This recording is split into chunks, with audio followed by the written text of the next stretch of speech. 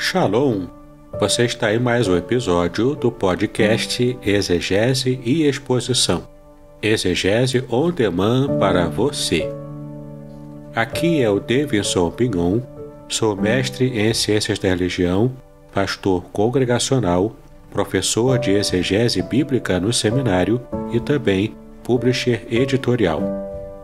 Para mim é um grande prazer ter você acompanhando os episódios que lanço todas as semanas neste programa. E aproveitando que você gosta de estudar a Bíblia com bastante profundidade, siga-me nas redes sociais e também conheça todo o material gratuito que eu tenho apresentado para o seu próprio estudo e aprimoramento bíblico. Dê uma olhadinha também nos links abaixo em 2 cursos especiais. O primeiro deles, Introdução à Exegese Bíblica, e o mais recente, A Trindade Revelada nas Escrituras Hebraicas. E no episódio de hoje você poderá acompanhar uma mensagem muito especial que trará grande enlevo espiritual para a sua vida. Êxodo capítulo 3, a partir do verso 1 até o verso 8, que diz assim: Apacentava Moisés o rebanho de Jetro, seu sogro, sacerdote de Midian, e levando o rebanho para o lado ocidental do deserto, chegou ao monte de Deus, ao Horebe. Apareceu-lhe o anjo do Senhor, numa chama de fogo, no meio de uma sarça. Moisés olhou, e eis que a sarça ardia no fogo, e a sarça não se consumia. Então disse consigo mesmo: irei para lá e verei essa grande maravilha, porque a sarça não se queima. Vendo o Senhor que ele se voltava para ver, Deus do meio da sarça o chamou e disse: Moisés, Moisés. Ele respondeu: eis-me aqui. Deus continuou: não te chegues para cá. Tira a sandália dos pés, porque o lugar em que estás é terra santa. Disse mais: eu sou o Deus de teu pai, o Deus de Abraão, o Deus de Isaque, o Deus de Jacó. Moisés escondeu o rosto porque temeu olhar para Deus. Disse ainda o Senhor: certamente vi a aflição do meu povo que está no Egito, e ouvi o seu clamor por causa dos seus exatores. Conheço-lhe o sofrimento. Por isso desci, a fim de livrá-lo da mão dos egípcios e para fazê-lo subir daquela terra a uma terra boa e ampla, terra que mana leite e mel, o lugar do cananeu, do Eteu, do Amorreu, do Ferezeu, do Eveu e também do Jebuseu. Deus abençoe a leitura e também a meditação da sua palavra. Queridos, 2021 está adiante de nós. O que esperar do ano de 2021? Como nos posicionarmos diante desse novo momento da nossa vida? Ainda que há quem diga que virada de ano não existe, há muita gente pessimista, há muita gente negativa, há muita gente desanimada que diz: não muda nada, isso é uma convenção humana, é apenas uma marca, uma linha imaginária no calendário para contar os dias. Há muita gente que olha para a virada do ano assim. Alguns até por causa de decepções. Há quem não goste de Natal, não goste inclusive da alegria dos outros. Se sente desconfortável, talvez até por lembranças ruins da infância.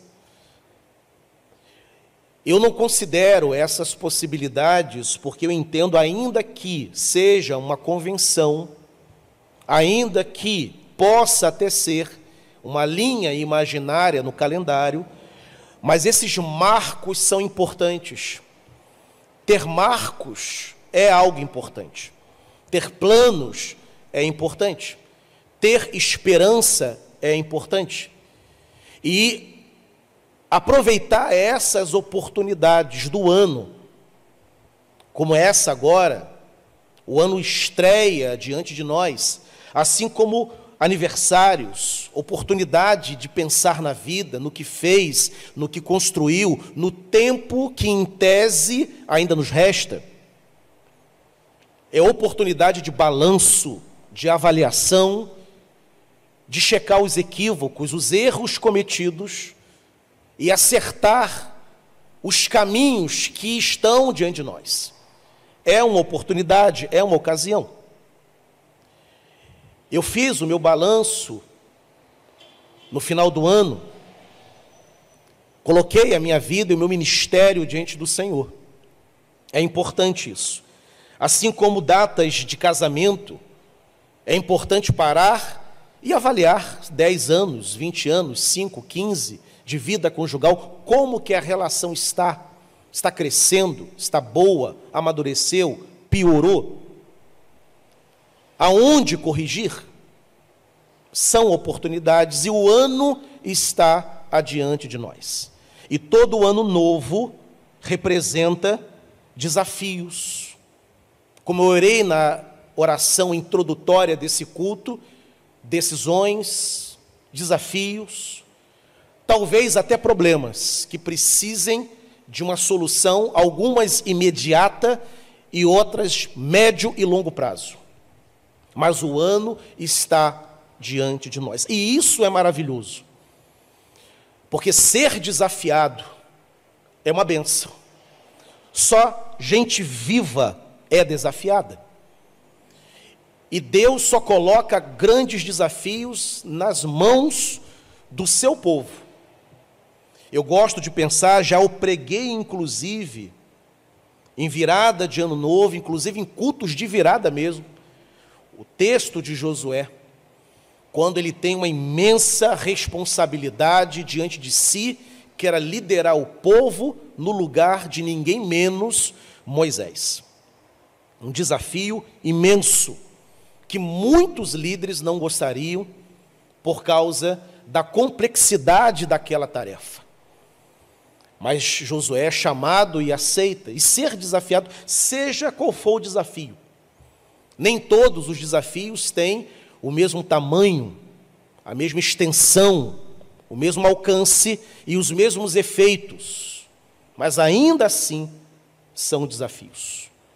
O texto de Êxodo capítulo 3, que norteia a nossa reflexão nessa manhã, é um texto que apresenta um desafio extraordinário para Moisés. Liderar o povo, ou melhor, libertar o povo antes de liderar, libertar o povo. Um povo que estava cativo há mais de 400 anos. E 400 anos debaixo de escravidão, além de todos os problemas, falta de posse, falta de recursos, que escravo não tem dinheiro. Como é que se lidera um povo falido, um povo quebrado, um povo sem recurso no meio do nada, no meio de um deserto? Veja o desafio que Deus coloca na mão de Moisés. Deus não estava chamando Moisés para liderar a Suíça próspera do século 21. A Bélgica, a Alemanha, país mais rico da Europa. Deus chama Moisés para libertar um povo que, de acordo com os especialistas, na época de Moisés, já tinha mais de 1 milhão de pessoas, jovens e idosos, mulheres grávidas no meio de um deserto, falido, 400 anos de escravidão. Nós sabemos, à luz do texto bíblico, que Israel sairá do Egito com algumas posses, porque houve ali um movimento, o próprio texto ensina isso, mas não é o caso de Êxodo 3, no momento do chamado de Moisés. Acontecerá isso depois. No momento chamado que ele recebe, liberta esse povo. E se não bastasse o problema da propriedade, 400 anos de escravidão significa dizer que gerações e gerações nasceram, se desenvolveram e morreram como escravos. A autoestima destruída. E se tem algo que impede, que amarra a caminhada de qualquer ser humano, é a autoestima baixa. É sentir-se um nada. É olhar para si e não enxergar ninguém. Nos projetos de escravidão que aconteceram na história da humanidade, quando aquelas famílias eram despatriadas, levadas para um país onde trabalhariam como escravos, as humilhações, o passar fome, as chibatas, os sofrimentos, os martírios, tinham também como objetivo humilhar. Porque um povo humilhado facilmente é dominado. Se eu fizer você acreditar que você não é nada, que você não é ninguém, que você não tem valor, a chance de eu manipulá-lo é imensa. E Israel estava ali completamente patente e manipulável nas mãos dos egípcios. A libertação do povo representava, implicava também nessa superação de uma autoestima destruída. Eis a razão pela qual Deus, antes de entregar a posse definitiva da terra, a terra que ele disse aqui no capítulo 3, que mana leite e mel, ele primeiramente tira aquele estigma de um povo miserável, o estigma de um povo derrotado, de um povo escravizado, durante 40 anos de provação no deserto. O povo não estava preparado para ir de imediato conquistar aquela terra.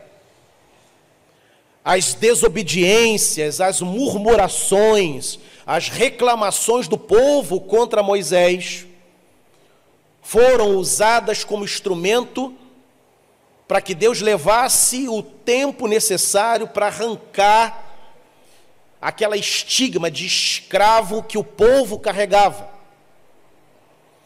Seria um povo geograficamente livre, mas psicologicamente escravo ainda. E Deus tinha que arrancar aquilo e colocar diante daquele povo uma autopercepção de que aquele povo era um povo liberto, era o povo de Deus, do Criador dos céus e da terra. Era um povo que servia a um Deus majestoso, era um povo que servia a um Deus altíssimo, que estava acima de deuses fabricados pela mente humana. Do contrário, o povo não iria prosperar. Moisés é chamado para esse desafio, um imenso desafio, portanto, maior do que a soma de todos os desafios dos irmãos da Igreja Congregacional de Niterói, por maiores que sejam os nossos projetos para 2021, nada se equivale ao desafio colocado por Deus diante de Moisés, a libertação do seu povo. E se o desafio de Moisés é incomparável ao nosso, e ele foi bem-sucedido com a bênção de Deus, então nós podemos ter certeza de que nós, nos nossos projetos, ainda que simples para alguns, também seremos bem-sucedidos nesse ano que está para nascer, nesse ano que já nasceu e que iremos trilhar. Nesse capítulo nós encontramos evidências maravilhosas. É uma história bonita. Há presentes nessa passagem que nós lemos. há promessas contidas, há evidências da bênção de Deus.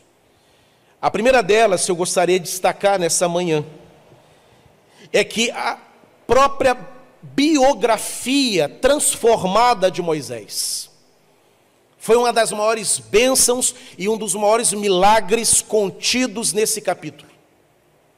Moisés termina o capítulo 2 do livro do Êxodo como um homicida. Tinha sangue de egípcio nas mãos de Moisés. Quem comete homicídio é o quê? É um assassino, é um homicida, ainda que ele matasse, como matou o Egito, em defesa de um irmão hebreu, que estava sendo injustiçado, mas ainda assim homicida. Havia leis no Egito para cuidar das injustiças, para cuidar dos homicidas. Não era direito de Moisés de levantar-se contra qualquer um para defender a vida de quem fosse. E ele é descoberto após esse assassinato e por causa disso ele foge para a região ali de Midian. Ele termina, portanto, o capítulo 2 como homicida, como um forasteiro, como um despatriado, longe da sua família, sem perspectiva. Deus é bondoso, leva ele ao encontro das filhas de Jetro. Por uma delas se enamora, Zípora, se casa, tem um filho chamado Gerson. Trabalha como pastor do rebanho do seu sogro. Mas é um homicida, é um forasteiro, é um despatriado. E ele poderia atravessar toda a vida tendo sobre si, sobre suas costas, esse passado, essa folha escrita. É assim que Moisés termina o capítulo 2. Mas no capítulo 3, começa a redenção de Moisés. Começa a transformação da vida de Moisés. Quando ele percebe aquele fenômeno da sarça que arde e não é consumida, porque o anjo do Senhor está ali naquela sarça, e é o anjo do Senhor que fala com Moisés. Um novo horizonte se descortina diante de Moisés. Um novo panorama, um novo caminho. O Moisés que nós conhecemos não é um Moisés homicida, não é um Moisés despatriado, não é um Moisés errante, forasteiro e fugitivo das autoridades egípcias. O Moisés que nós conhecemos é o libertador do povo hebreu. O Moisés que nós conhecemos é o legislador, aquele que concedeu leis ao povo. O Moisés que nós conhecemos é o homem que sobe no monte e conversa com Deus face a face. O Moisés que nós conhecemos é o Moisés que chama para a briga a maior e mais poderosa autoridade política do mundo da época, ninguém menos que Faraó, porque o Egito nessa época era a maior potência social, política, militar e econômica do mundo. Eis a razão pela qual, na grande fome que assola o mundo na época de José, parte do mundo vai para o Egito, porque o Egito é a única nação que tinha trigo em abundância, o principal elemento da alimentação das pessoas, o principal produto, base do pão, base da alimentação. O mundo corre, era o ouro da época, era o dólar da época. E Moisés chama, ele encara ninguém menos que essa autoridade política que ninguém tinha coragem e ousadia de desobedecer ou de enfrentar. O capítulo 2 apresenta um Moisés. O capítulo 3 apresenta a reviravolta, a transformação e a redenção de Moisés. E eu quero, portanto, falar para os irmãos nessa manhã. Não importa como nós tenhamos terminado o ano de 2020. Talvez 2020 para muitos, ou para alguns, ou talvez para uma única pessoa tenha sido um ano terrível. Talvez você conheça alguém que considere o ano de 2020 o pior ano da sua vida. E para alguns realmente foi. Para algumas famílias foi terrível. O que houve de famílias ao redor do mundo, algumas que nós conhecemos, que não conseguiram celebrar Natal, que não conseguiram celebrar Ano Novo, porque lá não estavam o pai, a mãe, o sobrinho, que partiram, que tombaram durante o ano de 2020. Muitos perderam empregos, muitos terminaram o ano desolados, muitos terminaram o ano inclusive sozinhos, celebrando sozinho. Gente festeira, alegre, sempre cercada de muita gente, de muita festa, e viraram o ano sozinhas. Talvez 2020, o encerramento, seja como descontadas as comparações, as proporções, mas terminou o ano como Moisés, não muito bom, ou talvez até ruim, em alguns casos até pessimamente. Mas como Moisés, como o texto de Êxodo capítulo 3 nos apresenta, meus irmãos, diante de Deus, toda transformação é possível, toda recuperação é possível. Diante de Deus há reviravoltas, diante de Deus há transformações, diante de Deus há recuperação. A própria história da ressurreição de Cristo, além de ser literal, de uma ressurreição corpórea, física, literal, ela também é ilustrativa, representativa. Significa que a morte não vence, significa que a derrota não é uma realidade para o crente. Há recuperação, há retorno, há recomeço diante de Deus.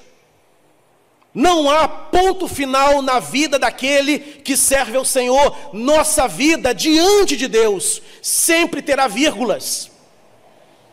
Então, nesse início de 2021, o desafio não é pensar no ano que passou e que talvez tenha sido terrível, mas é pensar no Deus que nós servimos, no que Ele coloca diante de nós e nas possibilidades que nós temos diante dEle. E diante dEle, toda possibilidade é absolutamente real, de recuperação, de cura, de milagre e de transformação. E isso não é pensamento positivo, não é triunfalismo e nem é desconexão com a realidade, mas é encarar os fatos e não deixar que os fatos dominem os nossos dias e nem dominem o nosso coração. Paulo vai dizer na sua carta: a palavra de Cristo habite ricamente em vós. Ter a mente de Cristo e o que dela redunda, do que dela demanda. É isso que nós temos que ter. 2020 foi difícil, mas Deus é conosco. E em Deus nós poderemos vencer todo e qualquer desafio que se colocar diante de nós, porque o Deus que nós servimos é um Deus poderoso, e é um Deus de esperança, e é um Deus de certeza, de cumprimento, para a glória e louvor do nome dEle. Viremos a página, façamos como Moisés, deixemos o nosso passado, e olhemos para o que Deus tem adiante de nós. Essa é a primeira lição desse capítulo. uma segunda bênção evidenciada nesse capítulo. Assim como Deus fala com Moisés: eu ouvi a aflição do meu povo, o choro do meu povo chegou até o meu trono, e do alto da glória do Senhor, ele ouve o clamor daquele povo humilhado e escravizado, que Faraó não dava a mínima, que os exatores não davam a mínima, que os capatazes não davam a mínima, mas Deus ouvia o clamor, o choro e a oração daquele povo. E Deus conhece também o tom da nossa voz. Ele conhece também a nossa aflição pessoal, porque Ele conhece a oração de uma multidão escravizada, mas Ele conhece também individualmente. Ele chama os seus pelo seu nome. Não é Moisés que chama a Deus pelo nome, e Moisés nem conhecia o nome de Deus. Moisés pergunta: Senhor, eu vou chegar lá e perguntarão qual é o teu nome. É Deus que revela: eu sou o que sou. Mas no capítulo 3, quem chama quem pelo nome é o Senhor chamando Moisés: Moisés, Moisés, tira a sandália, chega para cá, para aí. Não é possível chegar por causa da glória. Ele conhece Moisés, como ele conhece Pedro, como ele conhece as Marias, os Josés, os Brunos, os Marcos, os Lucas. Ele conhece cada um de nós. Eu quero lembrá-los, portanto, nessa manhã, que Deus te conhece, conhece a tua família, conhece os teus pensamentos, as tuas necessidades. Elas são todas conhecidas diante do Senhor, porque Ele anda em nosso meio, por meio do seu Espírito. Não somos desconhecidos diante de Deus. Não somos um número. A ONU diz que no mundo há mais de 7 bilhões de habitantes, mas ela é incapaz de nomear cada um desses seres humanos. Deus conhece cada um. Conhece a criança que está para nascer no instante seguinte à minha afirmação, em todos os cantos do mundo, nos países industrializados e nos campos, nas matas, nas ocas onde os índios habitam, nos pantanais, nos ribeirinhos, nos palácios, nos casebres, nas praças, nas vielas, nas favelas. A classe média alta e baixa, o rico e o miserável, o sertanejo e o gaúcho, o europeu e o japonês. Ele conhece todos. Ele sabe quais são as demandas da vida. E Ele sabe o que esmaga o teu coração nessa manhã. Ele sabe que para muitos a virada do ano de alegria, de troca, de mensagens, dura apenas alguns instantes. Depois a ficha cai, a realidade se apresenta abusada como ela é. E a preocupação volta, o choro volta, o temor volta.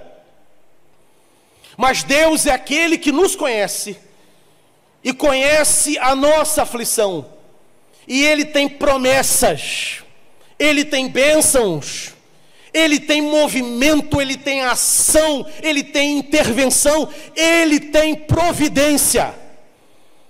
O Senhor há de abrir portas de emprego. O Senhor há de promover cura no meio do seu povo. Ele há de promover restaurações. Ele há de promover recomeços. Ele há de nos colocar em pé diante dEle, porque Ele é bom. Salmo 106, verso 1. Louvai ao Senhor, porque Ele dura para sempre. A pandemia tem um tempo, assim como a peste negra passou, gripe espanhola passou, surto da dengue passou, surto de meningite assolou o Brasil no final da década de 70, passou, surto de cachumba passou, poliomielite passou, Mas a bondade, o amor, o poder, a unção do Senhor permanecem para sempre sobre nós. É como se Deus dissesse a Moisés: não olha mais para a aflição do povo, olhe para mim que falo do alto desse monte. O tempo do sofrimento chegou ao fim. Acabar hoje o tempo da escravidão. As portas da liberdade serão abertas a partir de agora. E ele abriu mesmo. Portas da liberdade. Portas de oportunidades. Abriu inclusive o Mar Vermelho, porque até a terra reage obedientemente às ordens do Senhor. Faraó tentou degladiar com Deus, tentou ficar naquela luta, naquele cabo de guerra, e ele perde, porque Deus é invencível, sua palavra é poderosa, e quando ele declara, decreta, ordena, é impossível contê-la e oferecer resistência às ordens do Senhor, aos decretos do Senhor. Meu irmão, se nessa manhã Deus decretar a tua bênção, se Ele decretar a tua vitória, se Ele disser que chega hoje ao fim do teu sofrimento, nada poderá prolongar essas experiências difíceis, porque o tempo de cantar chegou. Porque assim é a vontade do Senhor dos Exércitos. Louvado seja o nome do Senhor. Ele nos conhece, me conhece e conhece você, e conhece esse amigo que você tem orado por ele.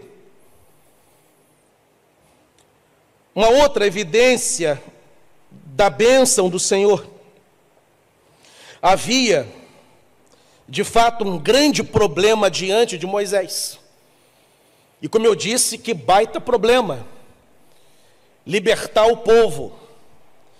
Há gente que acusa Moisés de incredulidade. Eu jamais chamaria Moisés de incrédulo. Eu acho Moisés muito coerente. No lugar dele eu faria o mesmo. Senhor, olha só, ele apela até para o defeito de fala que ele tinha, era gago. Ele propõe que outro fale em lugar dele, o irmão. Tem constrangimentos, porque sabe o desafio, libertar um povo escravo por 400 anos. Tem gente que é promovida para a gerência de um departamento com 10 pessoas, morre de medo de assumir. O patrão quer dar a promoção, o patrão quer dar a responsabilidade, tem salário, tem plano de saúde, tem bônus, tem comissão, e a pessoa tem medo.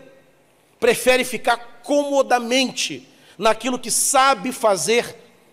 Imaginemos então libertar um povo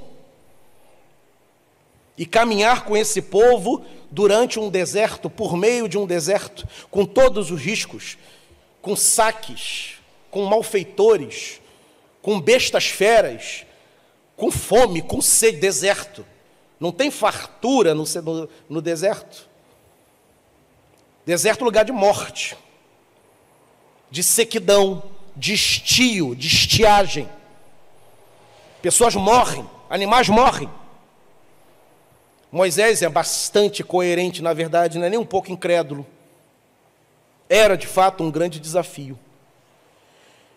Mas Deus garantiu a Moisés que ele, o Senhor, estaria com Moisés para resolver aquele grande problema. Meus irmãos, a gente precisa se lembrar disso. Eu, como pastor, preciso me lembrar disso. Como crente, preciso. Eu não luto sozinho as minhas lutas. Eu não pelejo as minhas batalhas sozinho. O Senhor vai à minha frente. E Ele está diante de nós, Ele está sobre nós, Ele está ao nosso lado. Ele está dentro de nós, Ele está nos sustentando como rocha inabalável e fiel que Ele é. Ele arma o crente com a sua indumentária, com a sua armadura. Ele coloca o anjo à frente, como fez com Josué. O Senhor é o fiador e garantidor de cada vitória que nós teremos. Não lutaremos as nossas batalhas sozinhos. E se é assim, o medo é irracional. Ele pode ser humano no primeiro momento, naquele lampejo, naquela primeira cena, naquele primeiro instante, naquele primeiro ato. Mas depois, quando nós nos lembramos de quem é Deus, do que Ele já fez e do que Ele faz, o medo, a insegurança se tornam irracionais. Ele chama Moisés: Moisés, vou colocar você diante de Faraó, e ele vai endurecer o coração, mas eu serei contigo, Moisés, e o meu povo será libertado por você. Querido, lembre-se, haverão momentos dentro do ano de 2021, onde a moenda vai apertar. Já viu um caldo de cana, aliás, uma cana sendo moída? E quando pega mais de uma vez, para poder tirar tudo, sugar tudo, vamos passar por moendas, mas o Senhor estará conosco. Como ele disse no texto de Isaías, Ele é o Emanuel, não é um Deus distante, que diz: marche e se virem por aí, enquanto eu fico aqui. Ele não é um torcedor que está na arquibancada torcendo para que o jogador acerte. Deus está envolvido com o seu povo, envolvido com os seus servos. Ele luta conosco. E eis a razão da nossa vitória: estamos do lado mais forte. Por isso que Paulo disse: quem poderá intentar contra os eleitos de Deus? Quem pode? Qual é a força, qual é a influência, qual é o poder, qual é a criatura, na terra ou no céu, que pode contra os eleitos de Deus? Nele e por causa dele, nós somos mais do que vencedores.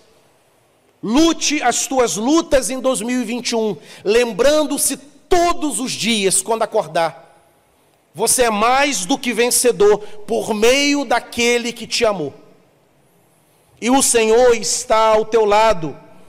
Salmo 91, 1000 cairão ao teu lado, 10.000 à tua direita, tu não serás atingido.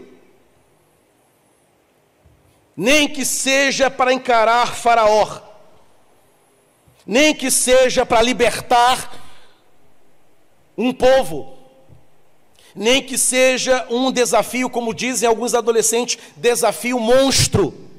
E o desafio de Moisés era um desafio monstro. E ele foi bem-sucedido, libertou o povo, porque Deus esteve com ele. Essa é uma terceira bênção presente nesse texto de Êxodo capítulo 3. Há uma outra bênção também. E Deus vai dizer para Moisés: Moisés, eu vou lutar contigo. Tu vai libertar o meu povo. Eu tenho ouvido a oração do meu povo, eu sei da aflição dele. E você será bem-sucedido. Eu vou estar contigo, mas tem um preço, Moisés. Não dá para poder me servir de qualquer maneira e andar comigo de qualquer maneira. Você tem que tirar as sandálias dos pés ao tentar se aproximar até um certo ponto. desse monte, porque a terra em que estais é terra santa. Querido, nem pense, nem permita por um segundo sequer passar pela tua cabeça que você pode desfrutar de bênçãos, de libertação, das operações da graça de Deus na tua vida, andando com Deus de qualquer maneira, sendo desobediente, não o amando, não o colocando como prioritário na tua vida. Essas bênçãos não são pertencentes e não estão destinadas a quem não leva o Senhor a sério. É para os santos. E santo na linguagem bíblica é os separados. Não é aqueles que nunca erram, porque estes não existem. Mas aqueles que entenderam, sim, eu sou do Senhor. Sim, Cristo me salvou. Ele morreu na cruz por mim. E a minha vida agora é dele. Eu ando nos caminhos dele. Eu não tomo mais decisões sem consultá-lo.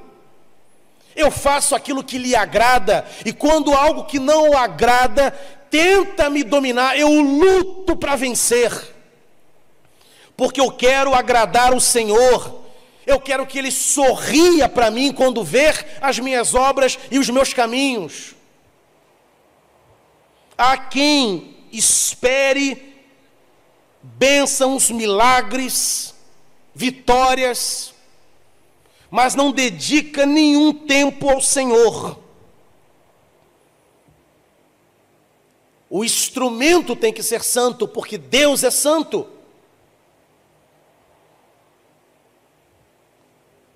Ele é santo. E somos povo dele.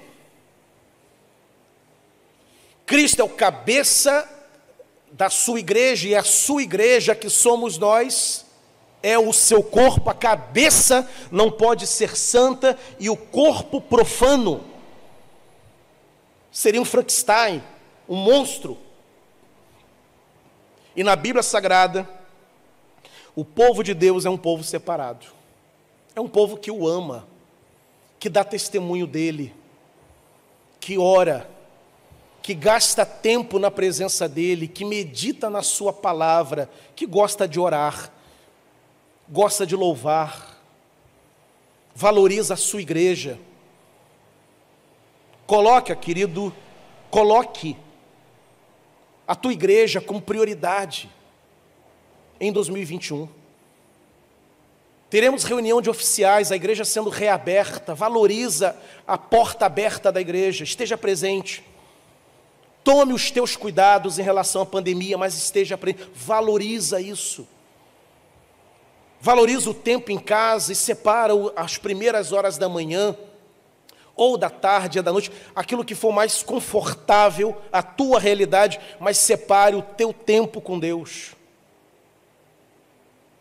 para que as promessas de Deus sejam abastecidas na tua alma. É isso que nos mantém de pé, é meditar na palavra, é ouvir a palavra. Há um mistério que só nós que somos igreja entendemos. João Calvino vai dizer que a pregação da palavra, ela é um sacramento.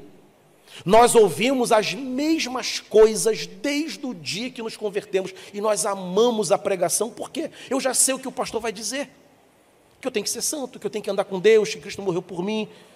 Mas essas verdades é como o nosso arroz e feijão nos alimenta, é bom, porque há uma necessidade da alma de ser alimentada, e o que alimenta a alma é a palavra, assim como há um único recurso que mata a sede, que sacia a sede, é a água. Não se sacia, não se mantém de pé espiritualmente, sem comunhão com Deus, sem oração, sem meditação na palavra, sem ouvir a pregação do pastor, sem abrir as páginas da Bíblia. Ele vai dizer: Moisés, eu vou fazer tudo isso que eu estou te assegurando que farei. Mas tem uma coisa, você tem que tirar a sandália dos pés. Você tem que ser santo, Moisés. Há quem diga, e essa parte eu deixo para o reverendo Davidson, que comenta o Antigo Testamento, há quem diga que as sandálias de Moisés eram feitas de um produto da terra do Egito. E o Egito, além de ser um país, uma nação, é um símbolo também do distanciamento de Deus, de um povo que não quer nada com Deus. E naquele momento da conversa, do diálogo de Deus com Moisés, aquelas sandálias feitas com um produto que ainda era do tempo do Egito, ele diz: eu não quero nada do Egito, eu não quero nada da tua antiga vida a partir de agora comigo. Você morreu para o teu passado, morreu para o Egito, tira a sandália dos pés. Não dá para conservar a vida velha, os velhos hábitos, as desobediências de sempre, a carnalidade de sempre, na nova vida proposta por Deus para nós. No caso de Moisés, eram as sandálias que ele tinha que retirar. No nosso caso, o que a gente tem que lançar fora para que Deus nos use com soberania, com liberdade, com autoridade, com poder e glória nesse ano de 2021? Pode ser um hábito, pode ser um palavreado chulo que desonra a Deus, pode ser um comportamento inadequado, uma prática, um pensamento, seja lá o que for, cada um sabe de si, e o Espírito Santo sussurra no nosso coração onde temos que melhorar. Eu tenho as minhas sandálias e certamente você tem também. E elas precisam ser removidas, tiradas, para que a nossa caminhada com Deus seja uma caminhada firme, abençoada, nesse ano de 2021. Sem santidade, ninguém verá a Deus. A salvação produz em nós fruto do Espírito. E no fruto do Espírito há um anseio divino. Os nossos sentidos espirituais, os nossos instintos espirituais são aguçados quando o Espírito habita em nós. Há fome e sede de justiça, como diz Jesus em Mateus capítulo 5, no Sermão da Montanha. Há uma vontade por santidade. Para concluir, caminhando para o fim, eu preciso falar de Cristo. Não posso falar só de Moisés. Não posso falar só dessa relação dele ali. Porque toda a Escritura aponta para Cristo, de Gênesis a Apocalipse. E Moisés é um tipo de Cristo. Tipo no sentido de tipologia, de apontamento, para onde a vida e o ministério de Moisés apontam. Moisés não conheceu o Cristo, mas conhecia a promessa do Messias que haveria de vir. E assim como Moisés libertou o povo, Cristo foi enviado por Deus para libertar o povo da sua prisão espiritual, do seu pecado. Há uma nova vida que está reservada para aquele que se encontrar com Cristo. Meus queridos, se nessa manhã alguém que não conhece a Cristo recebeu esse link, foi convidado, está na casa de alguém que está ouvindo essa mensagem, essas promessas não são só para o teu primo que é crente, para o teu tio, para o teu pai. Essas promessas podem também ser suas, desde que Cristo te liberte, desde que o teu coração seja aberto para Jesus, desde que a tua vida seja transformada pelo Filho de Deus que foi enviado a esse mundo para nos libertar e nos guiar durante toda a vida, até entrarmos nós também na nossa terra que mana leite e mel, que não é a terra de Israel fisicamente, mas é a nova Jerusalém, a cidade que descerá do céu. E é para lá que nós estamos peregrinando. Jesus é o libertador. O ano está aí, diante de nós. E a tua vida hoje, nessa manhã, pode ser colocada diante do Senhor Jesus Cristo. E não importa o que você tenha feito no passado, como Moisés não importou.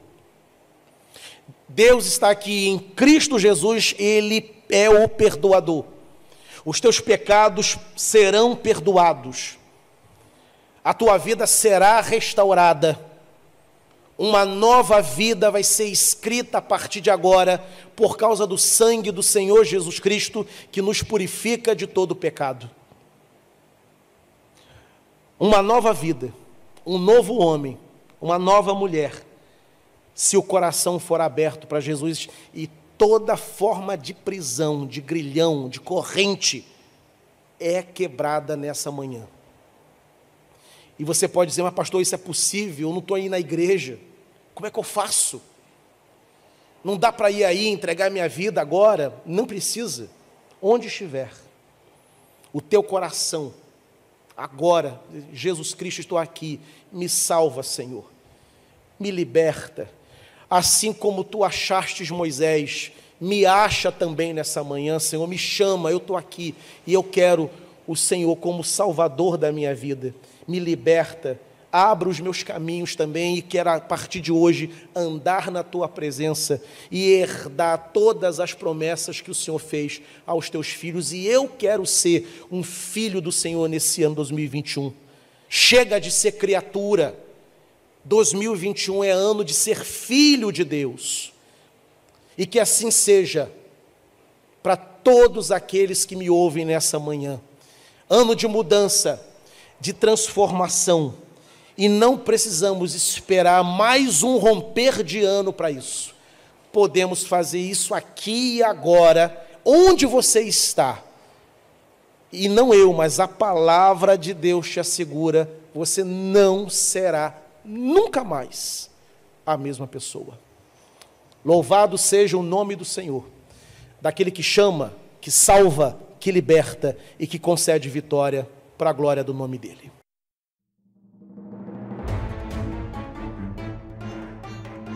Muito bem, agora o que eu gostaria de ver é a sua participação. Entre em contato comigo, compartilhe a sua experiência comigo e quem sabe até se você enviar em formato de áudio, eu possa aproveitar a sua experiência para apresentar no próximo episódio do podcast Exegese e Exposição. Eu sou Davidson Pignon e eu ajudo pastores e líderes cristãos a fazer estudos bíblicos da igreja, sem terem problemas com interpretações erradas. Se você então está pensando em compreender a sua Bíblia com segurança, não deixe de assistir a mais episódios como este aqui. Então, assine o canal, acione o sininho, curta, comente e também compartilhe. Ajude-me a ampliar o alcance com estudos bíblicos de qualidade na internet. Que Deus abençoe os seus estudos, paz e bênçãos sobre a sua vida.